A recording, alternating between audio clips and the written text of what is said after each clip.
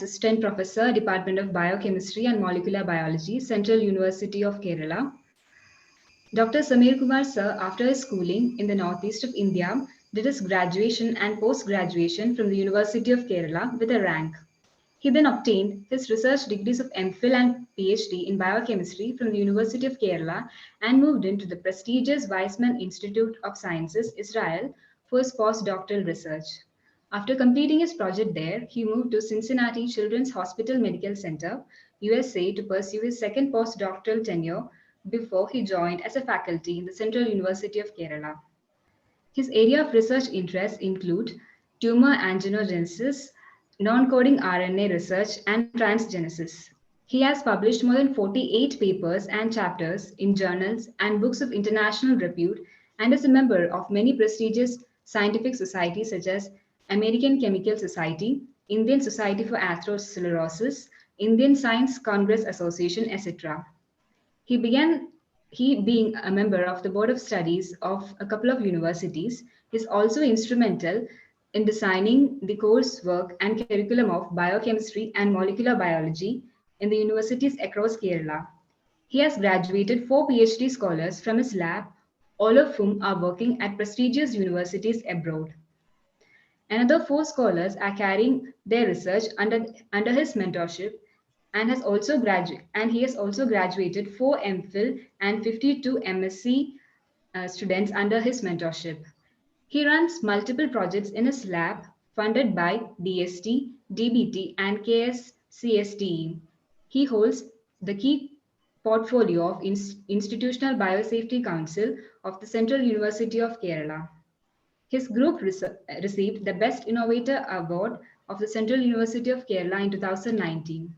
In recognition of his contributions to the field of science research and teaching, he was conferred the Fellowship of the Kerala Academy of Science by the Honorable Governor of Kerala in 2018. Now I invite Dr. V.B. Samir Kumar Sir to enlighten us with his words. Hello. Thank you.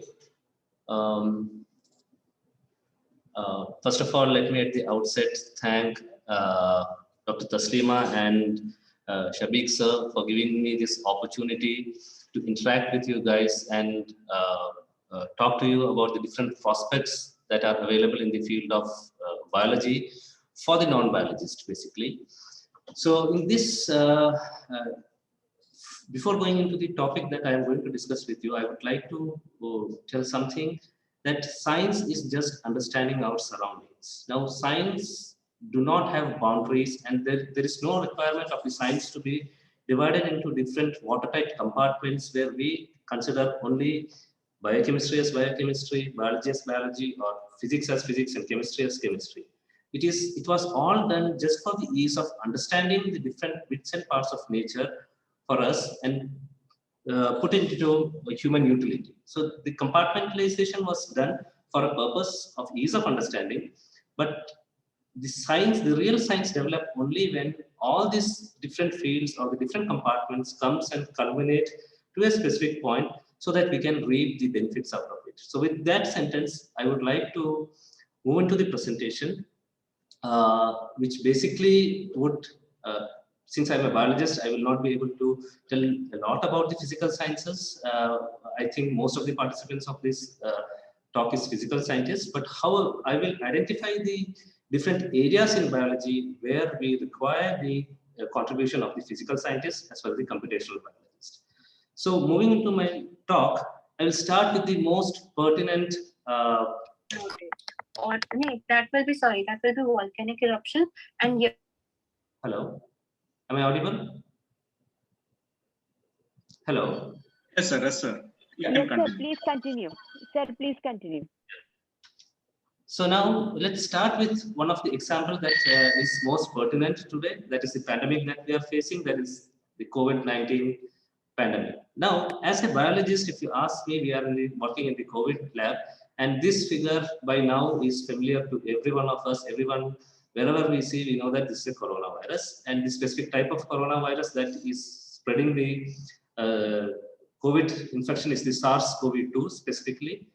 Now, we know this virus, and I'll take the example of how we detect this virus, and I will tell you how the biologists take use, or how the biologists are using the expertise from other fields for the same. This is a simple example. Okay, so since this was the most pertinent and ongoing hot field that is going on, I chose this to say. But all the biological research that happens requires the contribution from the physical sciences as well as the computational sciences. Now, a biologist, what he does when he has to detect if there is coronavirus or not in a sample, he does a real-time PCR. Probably everyone would have, and I will not be talking anything very technical or very difficult. That would be difficult for the non-biologist to understand. So I'll be talking in the common terms. So every one of us know that we detect the most sensitive method to detect the coronavirus is the real-time PCR assay. Now, a biologist designs the assay. Of course, we have to know which part of the gene has to be checked, which is specific for coronavirus or COVID-19 infection. He designs the the assay. He sets up the reaction in a PCR plate. So once he sets up the reaction, the next step he does is he runs a RT-PCR, the real-time PCR. This is the real-time PCR in a machine in which the samples are run. Now, at the first step, when the samples are made, when the genetic material is taken out of the virus, and this genetic material is put into a reaction mixture where we have the assays for this detection of specific genes, the job of the biology, not the biologist, I am saying, the job of biology as we consider is over. Now, when it comes into the machine, I will show you the machine do not have anything of the biology, but it is all the system of mechanics and optics. Okay, so all these samples that has gone into these 96 wells are detected by different fluorochromes. This is all based upon the fluorescence, and the different genes are detected by way of fluorochromes, different fluorescent molecules, and depending upon the fluorescence that is emitted, the photomultipliers detect it, it multiplies the signal and gives a signal back to the detectors. Okay, now this data that has been generated, you know that the whole part is contributed by the physics and the optics. Now, all the data that has been generated from here has to be put into usable form, right?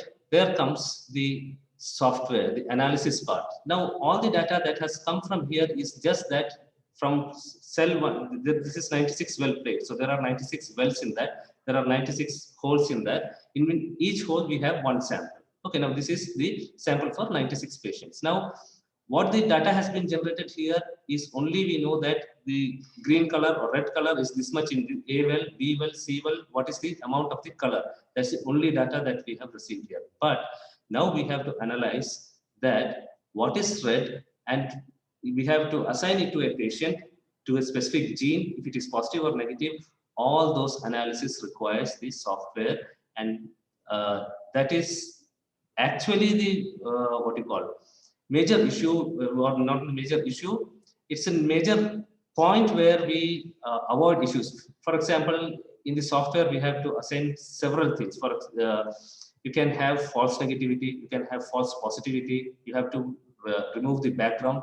This is all taken care by the software. The software is written in such a way that a signal that is less than a particular amount is cancelled. It is not taken into consideration. A signal that is too ambiguous, that is too high for the reaction to be analyzed, that also is taken separate.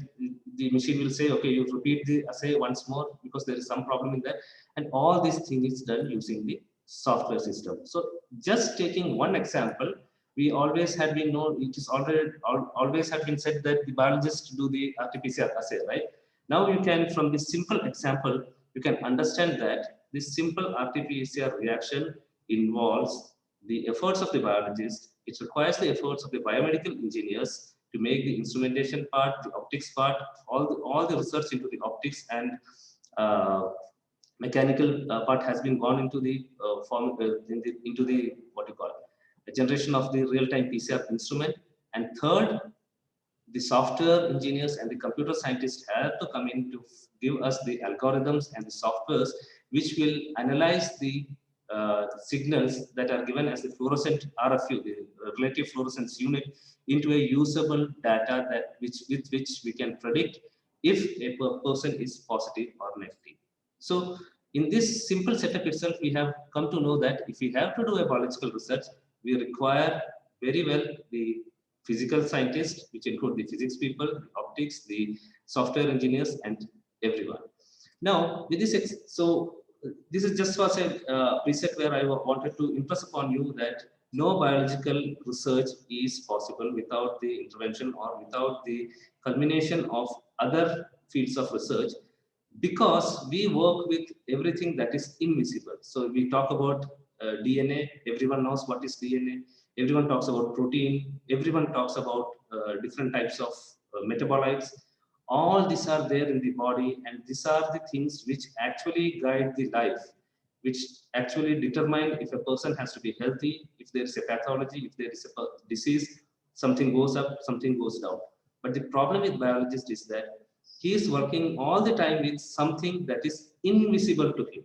Nothing of this is visible, and we have to design assays in a way that is visible to us. For example, the DNA, we are detecting here the DNA. The DNA is not visible to us, but we are using the fluorochrome and the fluorimetry, we are making this visible and then detecting. So, of course, biology requires a lot of other science to come into play, not only to do the biological research, but also to understand biology per se. In my subsequent slides, you will understand it better when I will tell you the different fields where I think mostly the students or the audience are computer scientists, and I have designed my talk in a way that I put more of the emphasis on the the use of computer scientists in biology.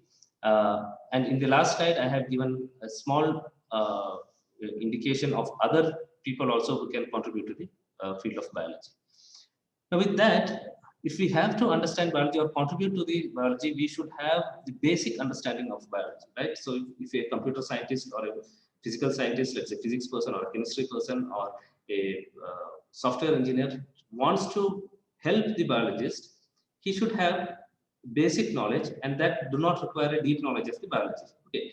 Now, the basic understanding of biology is that the genetic material of any organism can be only DNA or the RNA, the nucleic acids as we call it. And this is a four-lettered language.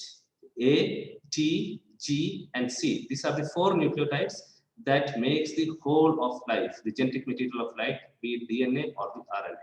Now, the genetic material can be different for different organisms. For the mammals like we, human beings, and most of 90% of the organisms, we have DNA as the genetic material, whereas RNA is the genetic material for several other organisms, including viruses. Of course, our coronavirus also comes into that category where RNA is the genetic material. Be whatever with the organism, the nucleic acid is the genetic material, and the genetic material, all the secrets of the life is coded in the DNA and RNA, and this is basically a four-lettered language. A, T, G, C, everything. Like the computer, we say that it's a binary language, 0 and 1s of two numbers. Here we can say that the whole life is written in a four-letter code of ATGC. Now, that's the basic thing that we have to understand about the DNA and RNA. Now, the second set of biomolecules that plays an important role in determining what you call health and disease is the proteins. Now, these proteins are the category of people which is described in 20-lettered language. There are 20 amino acids, and the different combination of these 20 amino acids makes the whole 30,000 different proteins that is present in a living organism. For example, if we are, whenever I'm taking a number, citing a number, it usually belongs to the human biology. Okay, so in human beings, we have 30,000 odd proteins, and all the different 30,000 proteins are made by only these 20 amino acids. When these 20 amino acids are combined in different ways, it gives different sequences of different lengths, and they make the protein. Now, apart from the DNA and protein, actually handling the data with DNA and protein can be considered easier. It is not at all easy. I will tell you how complicated it is. Even that is much easier than the third part what I have written is the carbohydrate derivatives, and the metabolites. Now, whatever be the thing in biology happens, that the DNA, the genetic materials give signal, it goes to the protein, protein does its function.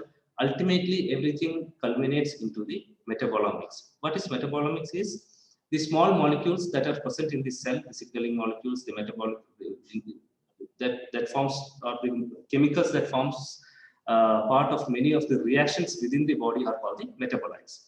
Now, these are very diverse. Now, I told you the DNA was 4-letter, so it was simple. It's rather simple. I'm not saying simple. It was rather simple to be handled. The protein is 20-letter. It was, again, you can say it is a bit more complicated than the DNA, but still only 20. Now, think of a situation when we talk about metabolites in the cell, in the whole system, where it is a very diverse category of things related to its chemical nature as well as its function, and as well as individually, these metabolites represents a very diverse category of guys. Now, what we require is that when we acquire a lot of data, or we generate a lot of data related to the DNA, to the RNA, to the proteins or the metabolites, there is no way that we can handle this big amount of data. Now, if this data has to be handled, there should be some method how we can analyze it, we can segregate it, and make a meaningful, meaningful or usable thing or a result out of it. Okay. Now, based on this basic understanding, we have under the broad umbrella of computational biology, we have subcategories called the genomic science, the proteomics, the metabolomics, and in all these things we use the bioinformatics, and ultimately system biology. Now, what is genomic science? Now, genomics is nothing but a situation where we consider the whole genome of an organism. For example, if I am a human being, the genome of the human being is what is present in the cell. Okay, everyone knows what is a cell, right? The cell has a nucleus, and inside the nucleus we have the genetic material. Now, if we consider that genetic material as a whole and analyze the whole genetic material rather than going into one gene or 2 genes or 3 genes, when we take it as a whole, it is the genome. Now, if I have to take the genome, my genome, if I take a cell from the hair, or if I take a cell from the liver, or I take a cell from the skin, from wherever I take the cell, my genome will be same. It will not be different. Okay, only the expression patterns are different. The genome will be same for everyone. Everyone, in a sense, is a particular person, but it varies. The genome varies with different individuals. Okay.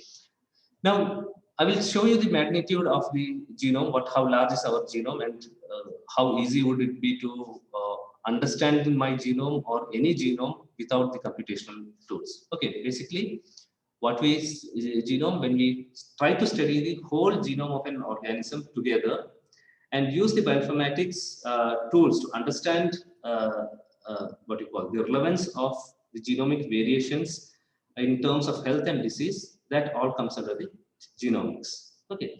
Now, the proteomics, as the name suggests, it is something to do with the proteins. Now, the genomics was something to do with the genetic material, the RNA and the DNA, and the proteomics is something that has to do with the proteins.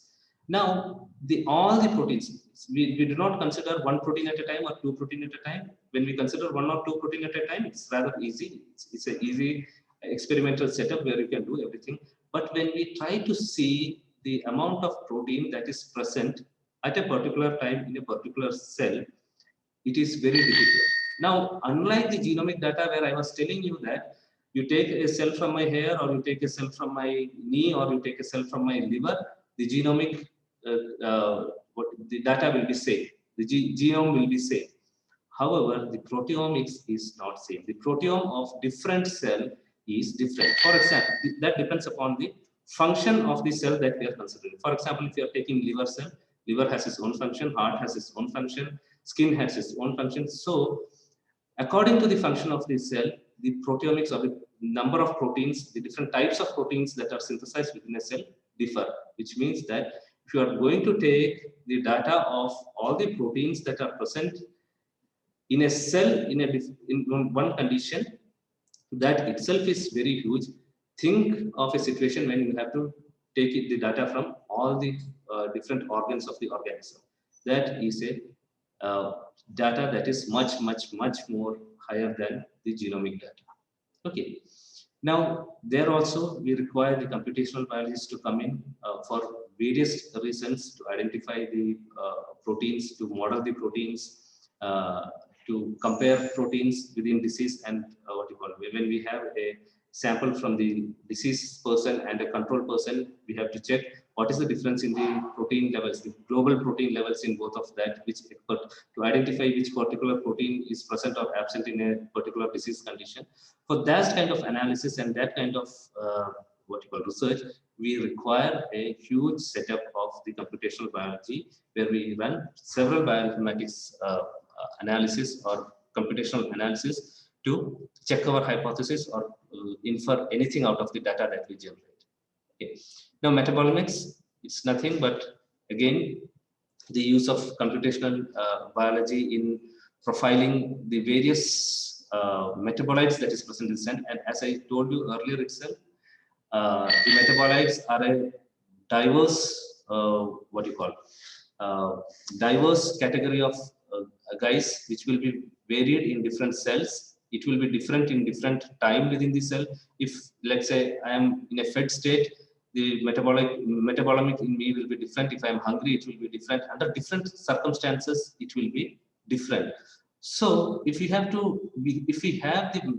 whole metabolite analysis that we can do by LCMS or GCMS, that is the chemical techniques, if we have even the whole data, it would be very difficult for us to analyze or understand the relevance of the data unless we have the computational modeling systems which can correlate things for us to understand, okay, this disease is correlated to a change in this metabolite or that metabolite, because I will be having a data of several, probably hundreds and thousands of metabolites, and then from that to pick up one or two data manually is very difficult. That is why we have the computational tools to identify such things. Now, so this computational tool that we use in genomics, proteomics, and metabolomics to analyze our data, to model it, to determine the function, establishing relationship between each other, all these things comes under the umbrella of bioinformatics. So we use the bioinformatics tool. Probably now it is a field that is much familiar to you. You may have heard about bioinformatics more than what I was talking till now to you. So the bioinformatics is a tool that we use in all these fields to analyze our data so that we can get any meaningful output from the experiments or the data that we have generated. Now, I'm sorry. So once we have this data, so this itself is a complicated data. Now I was telling you that genome, if you take the whole organism, the genome is the same, there is no difference. Proteomics, each different type of cell, you have different proteomics, as well as the metabolomics will be different for each different type of cell, and in a context dependent manner, the metabolic changes also will change, which means that in a single type of cell at different time points, you will have different metabolic profile. Okay, now think of a situation that we have made all these three data. Now modeling all these three data mathematically and computationally comes under the purview of the systems biology. Now here, this is a purely computational and mathematical analysis or modeling the complex biological system. A biologist do not have actually a major role to play here, unless other than to assist the computational biologist or the computer scientist in just suggesting that this biological process is possible experimentally, yes or no, such kind of, other than such kind of thing, the modeling is not the cup of tea for the biologist. So this all comes under the bioinformatics and system biology comes under the purview of the computer biologist, to be more specific, and the physical scientist. Okay, now we'll go one by one, just to make you understand the complexity and how important is the computational tools or the mathematical modeling for us to understand biology. As a biologist, we cannot understand biology unless we have the computational tools or the physical tools. Okay. Now here I have listed the size of some of the genome of some of the organisms, and this is the mammal, the Homo sapiens. This is the human being. You can see that there is 3.3 into 10 raised to 9 base pairs. Base pairs is, I was telling, like DNA and RNA is made up of bases, right? Nucleotide bases, A, T, G, C. There's 4 base pairs. that repeats in different orders to make the whole genome. Now that if we consider A as one nucleotide, B, T as another nucleotide, we have 3.3 into 10 raised to 9 nucleotides that makes the whole genome. Okay. Now think of a situation that I have to compare my genome with other genomes. Now, again, I will not go into much complicated things. I will give simple examples. Now, we are in the era of pandemic, COVID-19, and then we have been listening in the news, in the media, that this variety has come, the Delta variant has come, the B17 variant has come, European, UK variant has come, that variant, this variant. How do we know what is the variant? From where is the variant coming? How do we know that which is what variant? Okay, this all depends upon the genomic analysis. So what we do is that we send samples for example, in Kerala, what we in Kerala do, we can say, because we are related to the COVID-19 lab. So every month, from each district, the 14 districts of Kerala, samples are sent to Delhi IGIB for the genomic analysis, where from each lab around 100 samples, 100 to 120 samples are sent, which means that from whole of Kerala, 1,400 samples, 1,400 samples. Okay, and this genome size of coronavirus is 30 kb, 30,000 kb, which means that 30,000 AT will be written in each of the sequences, each of the genome. Okay, of this 1,400 samples. Now they check or they sequence all the genomes. Once they get the sequence, then only the bioinformatics analysis can provide us, or with that only we can be able to compare two samples together and say that, okay, it is similar to this, it is not similar to this. If it is not similar, where is the dissimilarity? And if in many people we are getting the same dissimilarity, and that is how we identify which virus has infected which person. Okay, so we had been talking about the new variants of the virus, right? Now the latest one that is in news is the Delta variant. So these all are identified in that way. Now think of a situation, a state of Kerala, where only 100 samples is taken from a district and sent to the sequencing, that is 1,400 samples, require a lot of bioinformatics analysis. Think of the data that is generated worldwide about the virus, right? So this is, so just for your representation, an idea, I have given you the relation. This is a phylogenetic tree. Phylogenetic tree is constructed to know the relation between the different organisms. It can be for a protein, it can be the whole organism. Genome can be used for a phylogenetic analysis. If you take the whole genome, it will be much more complicated, and it will, this itself is looking very crowdy and dirty, but the other one will be much more complicated. So that's why I have not included it. I have given a simple example. This is the phylogenetic analysis of a single protein called the myosin superfamily. Okay, myosin superfamily gene has been phylogenetically analyzed, and you can see that how many different variants are there among the different organisms, right? So if we have to compare the whole sequence with, so this is the, and this gene is no more than 3 kb or something. Okay, only 3 kb means 3,000 base pairs. For 3,000 base pairs, if we are going to compare and get this kind of a picture, which is very complicated to understand, and without computational biology we cannot do.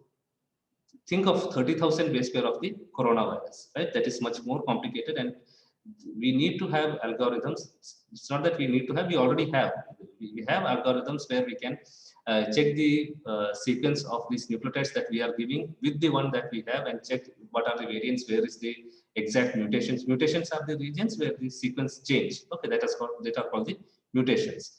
So what are the mutations? Where is the mutation happening? And then we call, if it is persistent in subsequent generation, we call that, okay, there is a stable mutation and this is a mutant. Then we identify, okay, we have a mutant variety here. Now, if we have to identify that, if you have to understand that, definitely we require computational biology. We require the bioinformatics tools to understand all these sequences in relation to each other, because it's not just like one sequence we are analyzing. We are analyzing 1,400 sequence of 30,000 length together, right?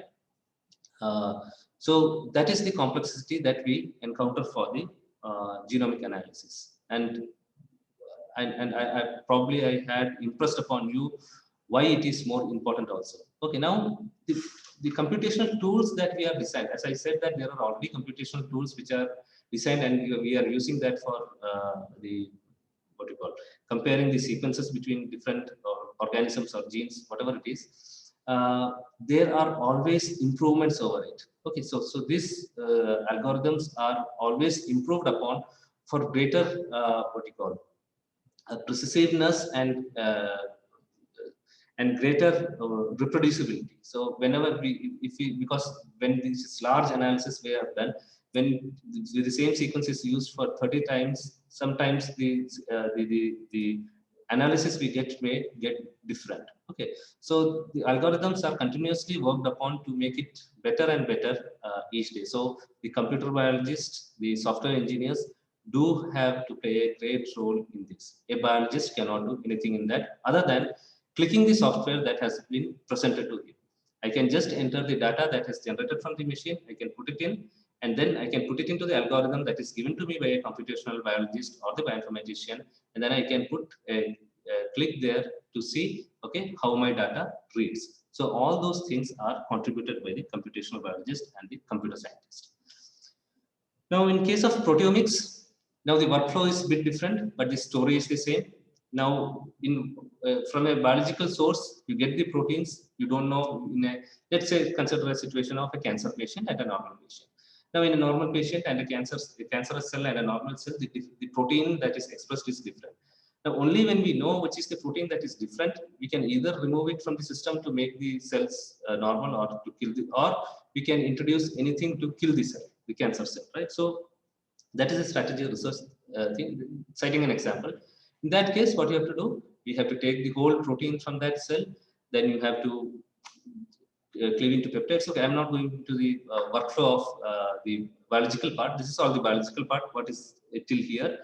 From here, you run the LCMS, that is liquid chromatography, mass spectroscopy, from which you get a set of data that since the whole protein, let's say you have a protein that is of 100 amino acids. That's one of the smallest protein. Okay, these are small proteins, what I'm saying.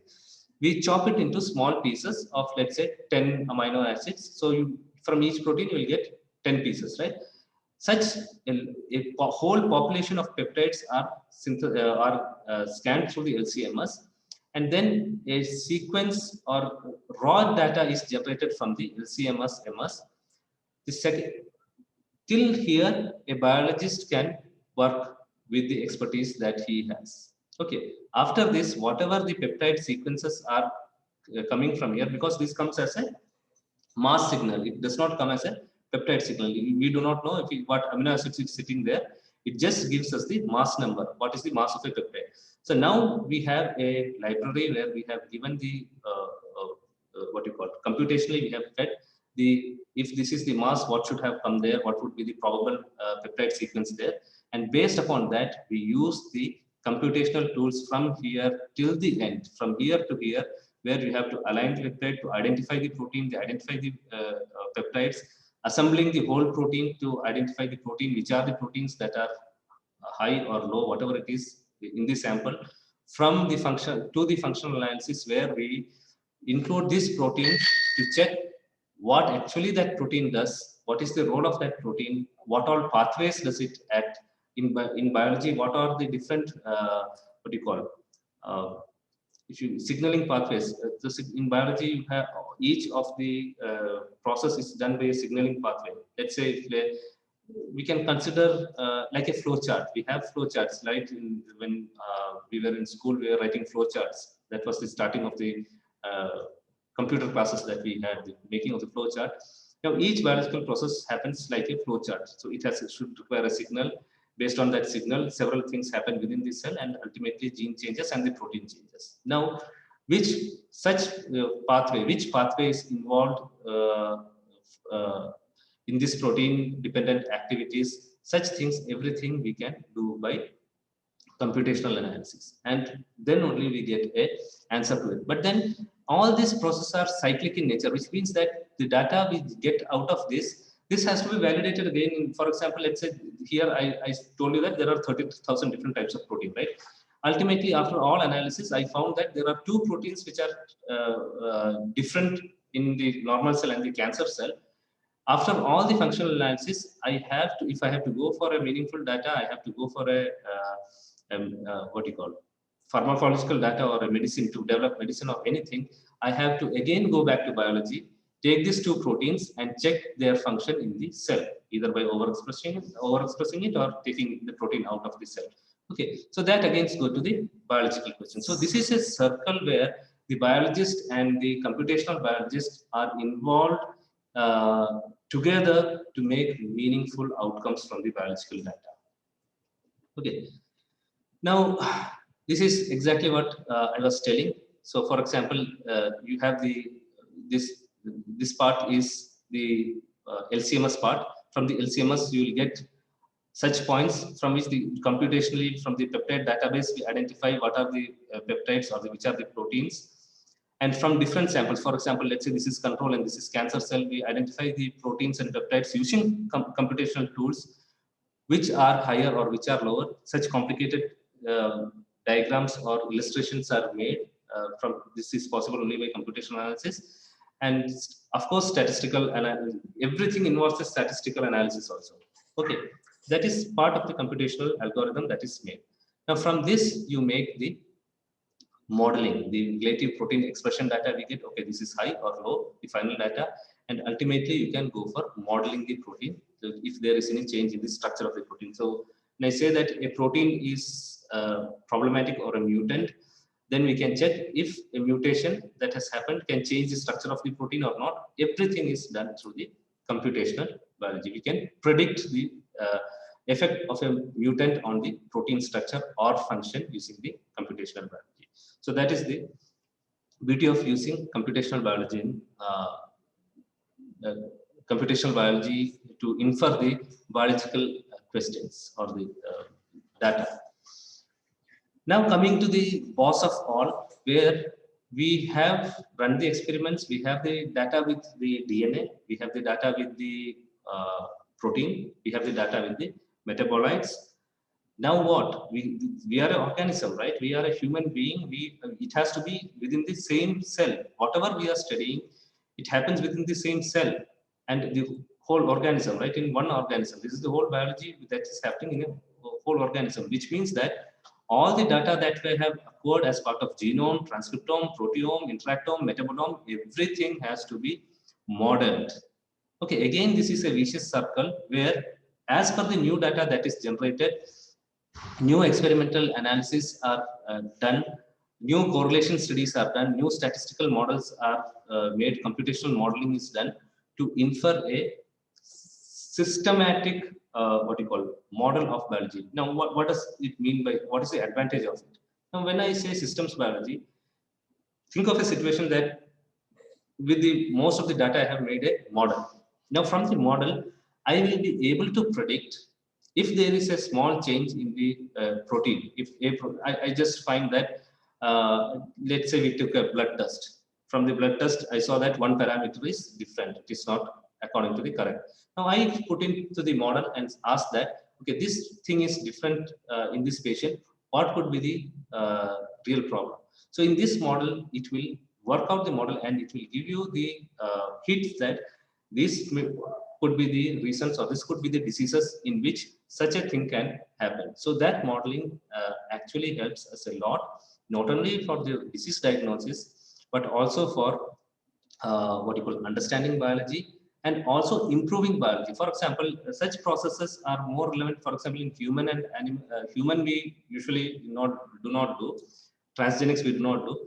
Transgenics is where you make a genetically modified organism. Okay, so ethically, human transgenics is not approved yet, but animal transgenics is done for research as well as improvement of the productivity. For example, let's say if we have a cow to increase the milk production, even it is used in the agricultural model. So this system biology can give us a very good information. Let's say if I increase the level of one protein, will the milk quality of the cow increase? Will the yield of the milk increase in the cow? Such kind of conclusions can be drawn from the models that we generate out of the system biology.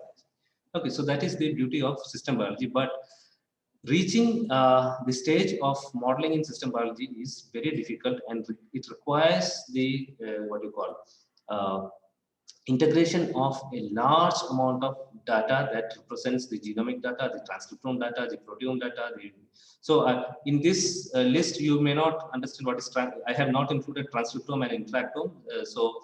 Uh, just understand that this is again another class of transcriptome is nothing but the RNA. Okay, the different types of RNA that is transcribed from the genome, and interactome is what interacts with each other. For example, a protein interacts with another protein to give a product or something. So that's a bit complicated. So all this data, whatever we have generated, this is taken in a computational model to design, like check the complicated biological system. Okay, the whole biological system could be modeled with this. Now, if we ask me that it's already there is system biology, why can't we use it as it is and then do all the things? No, we cannot do, because as the biology is generating more and more data is coming in. So that is why it is a circle. It is going on circle and circle. So more and more data is coming. Based on the data that is generated, more of the information or correlative statistical analysis is done, based on which the computational says that, okay, now this metabolite was only for this disease. Now new data has come. It can also cause disease B. So that is also included there. So with the increase in data that is generated out of research, these models also has to be updated every now and then. Okay, so which means that it's a continuous process, and data handling and analysis is an important part of biology. Now, this is one of the key things, right? The big data and the data science. As relevant to other things, in biology also, the big data and data science is very, very, very important, especially in this, what you call, this decade where healthcare has taken a major leap. It has become a major concern, and the big data and data science is going to have a very great boost in the market of biological science, apart from other field. Okay, so as everyone knows, big data is nothing but it caters to the large amount of data that is generated. So biologist is generating lots of data, the genomic data, the proteomic data, the metabolomic data. Data is available in the data sets, databases. A lot of data is available, but then we require trained people who can, what you call, first of all, fetch the data mining, for example, in a particular disease situation, what are the things that is going on, then to analyze this data using the machine learning algorithms, and then design and develop models through which we can, what you call, understand a disease or a particular biological function. Okay, so the big data mining and data analysis is a huge job market that is as you know, already there, but the biological field is going to contribute much towards it, especially in terms of healthcare system. Okay, so now as per the researchandmarket.com report that was submitted to it, the global big data as a service market was valued at 4.99 billion in 2018, but now by 2026 it is going to raise to around 61.42 billion market, which means that there is going to be a huge demand for the computer scientists. Now this market is not only for the biologist. This is the whole market in which a large chunk will be for the for analyzing the biological data also. So this is a very huge market, and there is a huge scope if you can venture into the biological data and try to make meaningful what do you call, inferences out of it. Okay, so probably we understand that as a biologist, as a standalone biologist, we cannot do anything. We need computational biologists as collaborators. Of course, as a computational biologist, you may collaborate with the biologist to understand what is the biological problem, because you cannot analyze the data unless you know a problem, right? There should be a problem based on which you have to design your analysis. Now we can collaborate with a biologist and then start developing it, and this will give a lot of opportunities in future. Okay. Now, till now, I was talking about the what you call the prospective areas in terms of computational biology. But other than that, we have other areas also which can contribute much to the biological science. For biological modeling, like the image analysis. So we have to take a lot of images. In research, we have to take fluorescent images, the what you call the targeting images, the localization images, such kind of images we take a lot, and the computer scientists can develop algorithms to make meaningful data out of this. So actually, if I was talking to the computer science department in our university, Dr. Rajesh, if I am not wrong, we had been talking sometime earlier that the data analysis software has to be developed, and we were talking about it. So, so likewise, there are a lot of fields, rhythm analysis. There are a lot of fields where the computer scientists can, what do you call, pin into the biological field to make it more understandable, to make it more, what do you call, the data more usable for the benefit of the society, for the human society. Okay. Now, apart from the computer thing, nanobiology, another major field has emerged, which gives a lot of what you call value to the biology. Now, using nanobiology, a lot of drugs have been discovered. For example, in our lab, so I guess in the beginning, when I was being introduced, someone was said that our lab got the best innovator award. Actually, we got the innovation award not for biology, we got the innovation award for the nano particle that was developed in our lab by a chemistry guy. Okay, he was a postdoc in my lab, Dr. Sharad Shankar, who is now working in USA. So we together developed this nanobiology or a nanoparticle that is a wonderful wound healer. That is actually a biological application. So it is a wonderful wound healer. All the medicines that we are using in market now, this is much more better than those medicines for healing the wound. Okay, so nanobiology has a lot of things to play in biology. Another example I would like to cite, because I am citing all my examples. So I had been collaborating with Dr. Anish in the physics department, and we had actually developed he has produced some nanoparticles that are biologically very relevant for the anti-cancer properties. And still we are in collaboration to find other biologically relevant nanoparticles. So it's kind of a collaboration. So the thing is, like, always in biology, the fields can definitely contribute. It is that how good you can foster it, or how good you can fetch it. Okay, so these are some of the fields that are very hot, and they have a lot of opportunities to be absorbed or to be put into the biological field. Now, another field is the material science for biology. For example, let's say we have bone replacement materials. We kind of want a lot of materials, right? So, for example, when there is a breakage of the bone, the fracture, we have to heal the fracture. Hydroxyapatite is something that we use regularly, but a lot of research is going on. Biocompatible materials that can be used as implants, not only bone implants, as implants for blood vessels, and many different things. So we are a lot of research is going on to that. And though it is not directly biology, this is material scientists who are developing these materials for the biological applications. So this part becomes part of the chemistry.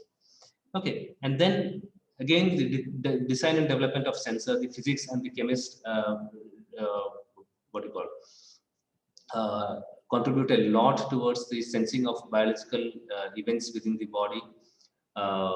For example, the metabolites which I was talking, which is very much different in different conditions. If we check the levels of a metabolite in different conditions, we can develop sensors.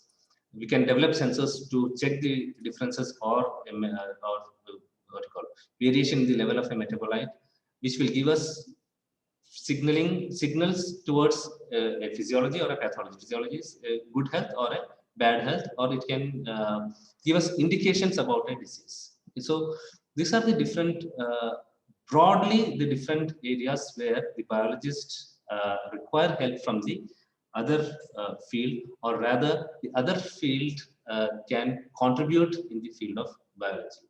So again, I would like to say that science, as we understand, cannot be divided into watertight compartments. We had previously divided science into these compartments to understand it better, but not to separate it.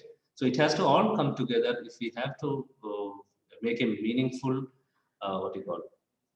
we have to get a meaningful outcome from this. Okay. So with these things, and the lastly, Robert Helin's words, I would like to stop.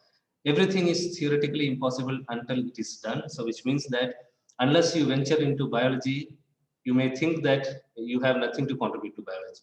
Okay, so think positively. There are a lot of avenues that the computer scientists and the physical scientists can contribute to in the field of biology. So please do venture into it, and then we can really change the way the world is now if we can collaborate. Thank you. Thank you very much. Thank you so much, sir, for your valuable words. It was very informative and relevant. And now, if the participants are having any queries, they can unmute and ask, or you can even post the question in the chat box. Hello, sir. Hello. I'm Fasli from Computer Science Department. Hello, sir. Yeah, sir. My question is it possible to predict the future possible mutations of some virus or something from these RNAs by analyzing its previous mutations, or is it possible to predict that future mutations? Yes, Fasil, a very relevant and very good question, right? So what Fasil is asking is, looking at the rate of the mutation or the trend of a ongoing mutation, can we predict this kind of mutations can happen in future or not, right? Which may lead to the detection of a or prediction of a disease or anything like that. Yes, Fasil, that's exactly what is in the modeling, where we can try to predict it. So we have to write algorithms for that. There is a lot of scope in that because it's a new field. Nothing much have come into that. Algorithms are there, but it has to be improved every day so that we can predict such things. In biology, yes, if we can predict it, it will be a very useful thing. And depending upon the pattern of the mutations, as you said, if we follow it and take it as a model, we will be able to predict it, and that will be useful biology. Okay, thank you, sir. Thank you.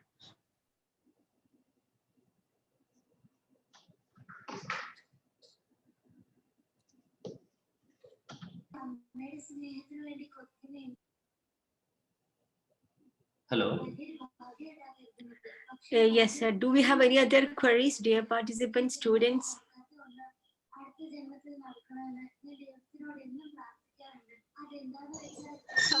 Samir, it was an excellent talk. This is Jack. Hey. Can you hear? Yeah. So what I want to tell is, ask you is, what is your opinion about interdisciplinary approach during post-graduation courses, and can you give your opinion? Yeah. So as per the new education policy, it's apt that we should have interdisciplinary courses. Now, I think, though, as I was telling all throughout my talk, that though we had separated the different branches of science for understanding it better, it has done actually wrong to the understanding of the whole nature.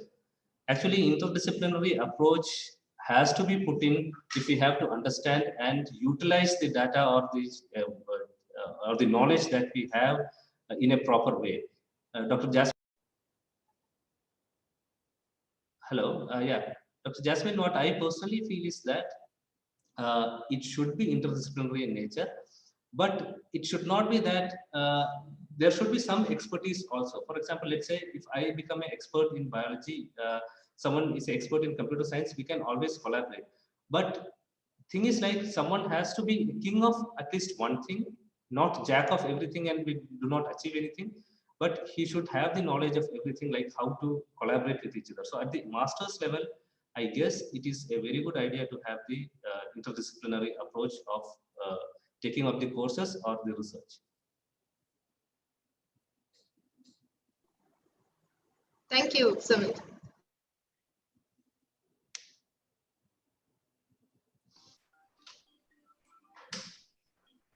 This is an announcement for the participants. Here we have shared a feedback link for you. Please submit it for getting the certificate, participation certificate. From the student side, do you have any queries? Thank you, Dr. Samir. Can you just, that is, what is about this rhythm analysis? Rhythm analysis is, let's say we have the heartbeat, right? Pulse rate, heartbeat, and there are different types of rhythm, the breathing pattern. All these are rhythmic in nature.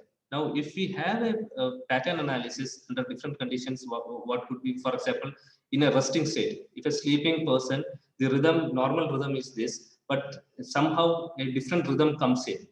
Let it be the rhythm of the heart, let it be pattern of the breathing or anything.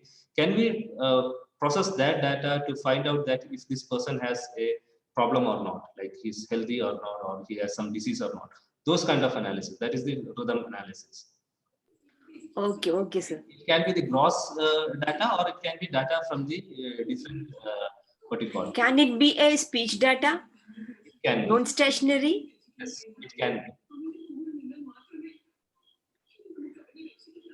be. Okay, sir. Thank you.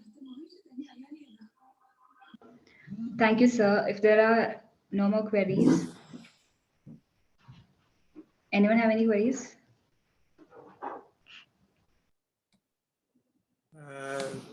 Dr. Samir. Hi, Dr. Rajesh. Yeah. So I have a small doubt whether rhythm analysis will be there for mutation. Yes. Rhythm for mutation that is being happening. That's exactly what Fasil was asking.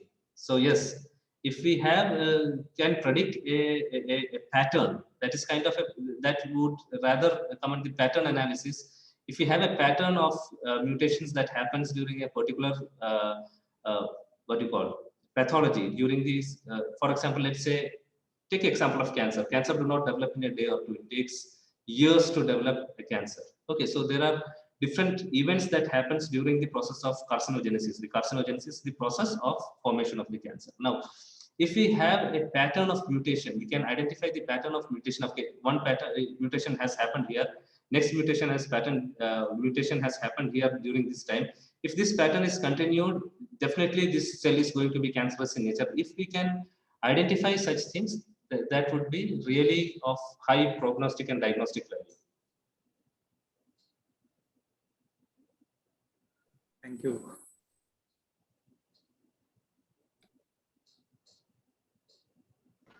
Thank you, sir. If no more queries are there, then I'm now inviting Dr. R. Rajesh, sir, to deliver the vote of thanks. Respected Sabik sir, respected Taslima madam, respected keynote speaker of today, Dr. Samir sir, and other organizing committee members and my dear participants.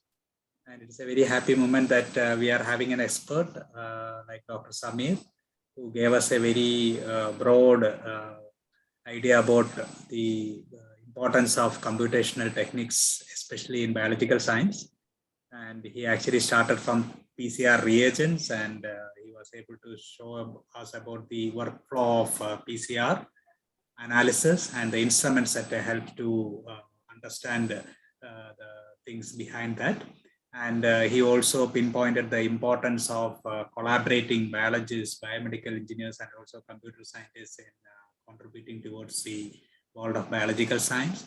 And he also has given examples how the COVID analysis has been doing.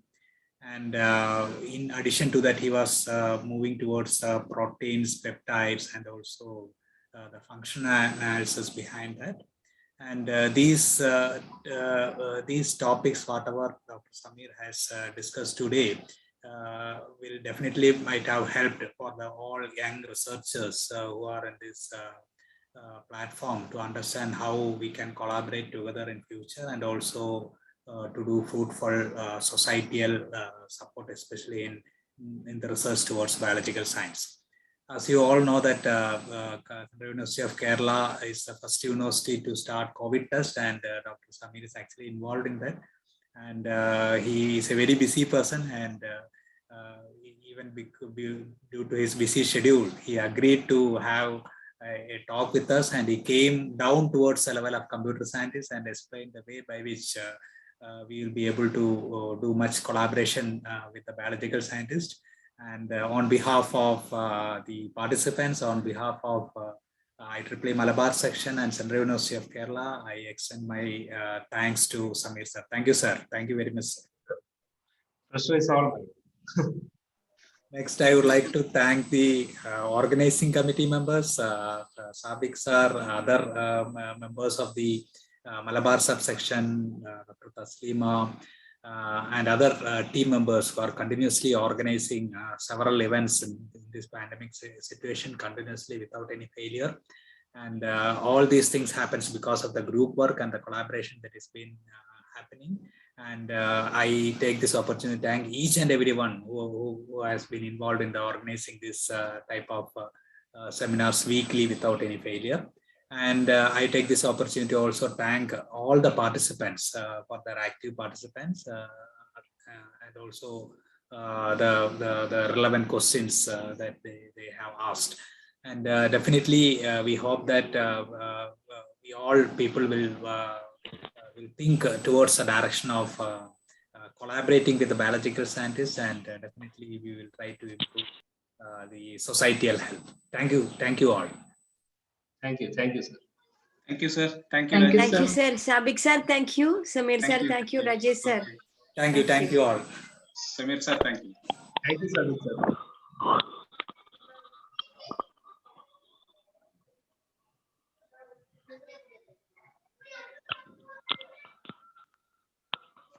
Now the program is come to an end. Thank you all for joining with us.